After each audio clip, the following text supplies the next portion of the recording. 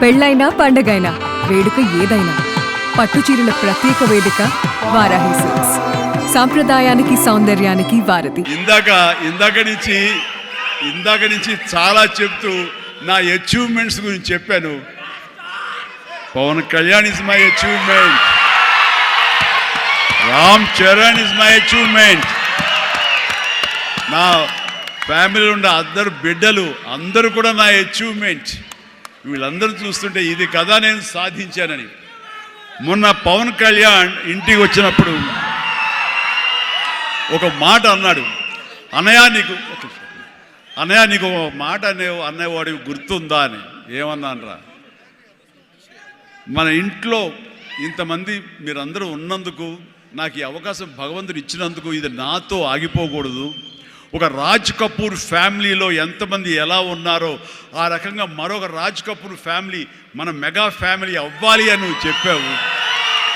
ఈ రోజున చూస్తుంటే తలుచుకుంటే నీ మాట ప్రభావం, నీ మాట మంత్రంగా ఈరోజు పనిచేసి మన ఫ్యామిలీలో ఇంతమంది 90 ఉన్నావు, 10 మంది దాకా ఉన్నావు అంటే కనుక నీ మాట పవర్. ఎందుకంటే నువ్వు చాలా నిష్కల్మషంగా అంటావు, అనేదో కన్విక్షన్తో అంటావు, అందులో ఎలాంటి పొల్యూషన్ ఉండదు కాబట్టి దానికి బలం ఎక్కువ అన్నయ్య. మంచి మనసుతో అంటావు, పాజిటివ్తో అంటావు అని కళ్యాణ్ బాబు అంటే అవును కదా అనుకున్నా.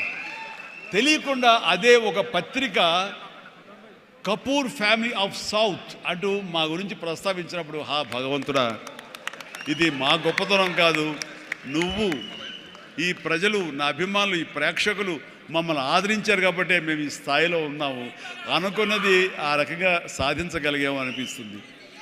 అండ్ గతంలో ఎప్పుడు నేను ఏ సభలోనూ ఇంత మనసిప్పి మాట్లాడుకోలేదు. అది మీతోటి నేను మనసిప్పి మాట్లాడుకునేంత ఆప్తుల మధ్య ఈ ఆప్తా సంస్థ సంబంధించి నా గుండెని టచ్ చేశారు. అందుకనే లోపల నుంచి అది తన్నుకు వచ్చింది కాబట్టి మనస్ఫూర్తిగా నా కుటుంబ సభ్యులతోటి, నా వాళ్ళతోటి నేను మాట్లాడుతున్నట్టుగా అనిపిస్తుంది. అండ్ మీరు ఎప్పుడు ఈ ఆప్తా సంస్థ ఇప్పుడు ప్రెసిడెంట్గా ఉండొచ్చు, రేపొద్దున ఇంకోటి ఉండొచ్చు, ఎవరైనా సరే ఇదే డెడికేషన్ తోటి, ఇదే కన్విక్షన్ తోటి, ఇదే నమ్మకంతో మీరు అంతా ముందు చేయాలి. అండ్ ఇక్కడ ఈ రోజున ఈ అద్భుతమైనటువంటి ఎన్విరాన్మెంట్లో ఈ యొక్క వెన్యూలో మనం చేయగలుగుతామంటే వెనకాల మన